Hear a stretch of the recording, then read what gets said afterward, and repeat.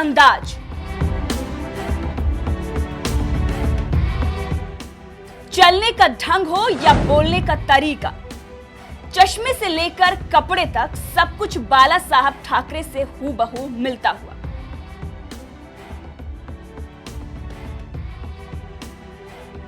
Cartoon के जरिए विरोधियों पर निशाना तो वहीं हिंदुत्व से शिवसेना की नींव हिलाना।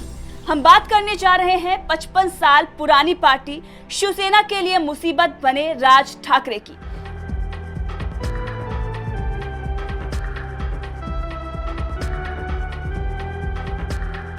जी हां, कल हनुमान जयंती पर महाआरती से जिस तरीके से राज ठाकरे ने पूरी दुनिया को चौंकाया है, उसके बाद उद्धव ठाकरे की नींद हराम हो चुकी है।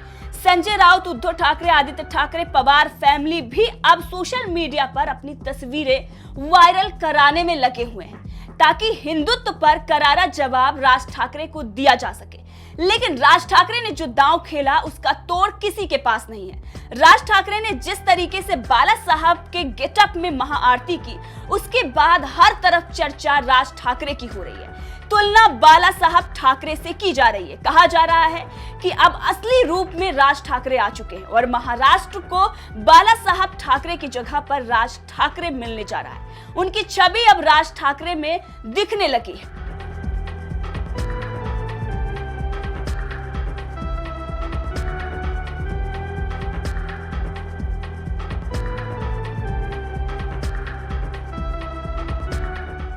शिवसेना को टक्कर देते राज ठाकरे की अगर हम बात करें तो राज ठाकरे का जन्म 14 जून 1968 को हुआ। शिवसेना संस्थापक बाल ठाकरे के भतीजे हैं। शिवसेना प्रमुख उद्धव ठाकरे के चचेरे भाई हैं। महाराष्ट्र नवनिर्माण सेना के प्रमुख शिवसेना के सबसे बड़े राजनीतिक दुश्मन हैं। बाला साहब ठाकरे के बाद ठाकरे खानदान का सबसे करिश्माई नेता। बाला साहब ठाकरे के गेटअप में महाआरती से महाविजय का आगाज करने वाले राज ठाकरे कितना कामयाब होंगे, अब आने वाले दिनों में देखना होगा। लेकिन बाला साहब ठाकरे के भतीजे और राजनीतिक शिष्य राज ठाकरे अब शिवसेना को खत्म करने जा रहे हैं, ऐसी चर्चाएं सोशल मीडिया और राजनीतिक गलियारों में शुरू हो गई हैं। ये तो आने वाले दिनों में ही पता चलेगा कि कितनी कामयाबी राज ठाकरे को मिलती है इस महाआरती के बाद और हिंदुत्व को लेकर जो बयानबाजी उनके तरफ से की जा रही है। लेकिन वर्चस्व की इस लड़ाई में हिंदुत्व पर शिवसेना को टक्कर देने वाले राज ठाकरे ने शिवसेना के नाक में दम कर रखा है। शिवसेना प्रमुख उद्धव ठाकरे ने अपने फायर ब्रांड नेता संजय राउत को राज ठाकरे पर छोड़ा, लेकिन हाल वही हुआ जैसे शेर के सामने गीदड़ का होता है। बयानों पर जिस तरीके से वार पलटवार चले, लेकिन राउत भी उतने कामयाब नहीं हो पाए जिस तरीके से मनसे ने अपना अंदाज दिखा दिया। शिवसेना जो हर तरफ अपने पोस्टर बैनर लेकर पहुंच जाती है और जिस तरीके की पॉलिटिक्स अब तक करती आई है, ठीक वैसे ही मनसे ने भी शुरू कर दिया है। और राज ठाकरे पर अगर कोई भी बयान संजय राउत देते हैं तो उन्हें उसी अंदाज में धमकी भरे पोस्टर बैनर से जवाब दिया जाता है।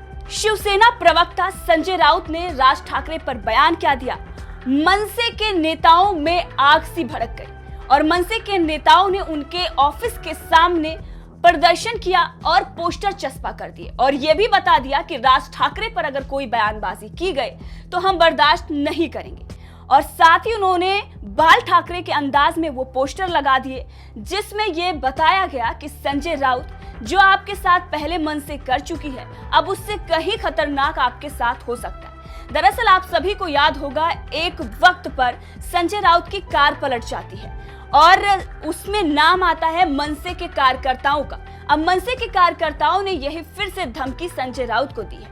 इससे पहले राज ठाकरे पर एफआईआर दर्ज होती है, लेकिन राज ठाकरे रुकने वाले नहीं हैं, झुकने वाले नहीं हैं। उद्धव ठाकरे को लगातार चुनौती दे रहे हैं।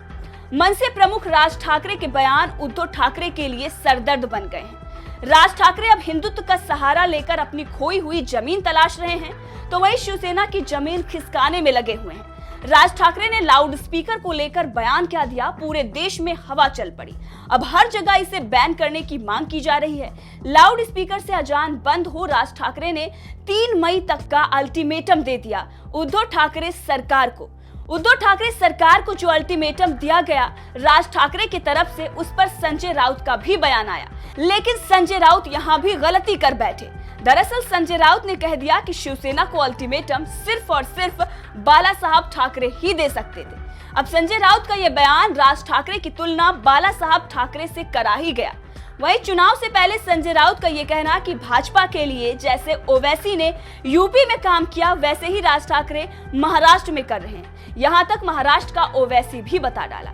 ये बयान दिखाता है कि शिवसेना किस प्रकार से डरी हुई है और इसीलिए राज ठाकरे पर कुछ दिन पहले एफआईआर दर्ज करवा दी गई थी। मामला था तलवार दिखाने का, जबकि उद्धव ठाकरे और आदित्य ठाकरे भी शस्त्र प्रदर्शन कर चुके हैं, उनकी तस्वीरें भी वायरल हैं। लेकिन जब यही राज ठाकरे करते हैं तो आर्म्स एक्ट के तहत मुकदमा दर्ज हो जाता है।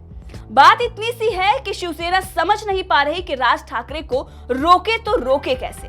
बहरहाल हनुमान जयंती पर राज ठाकरे की महाआरती पर आपका क्या कहना है?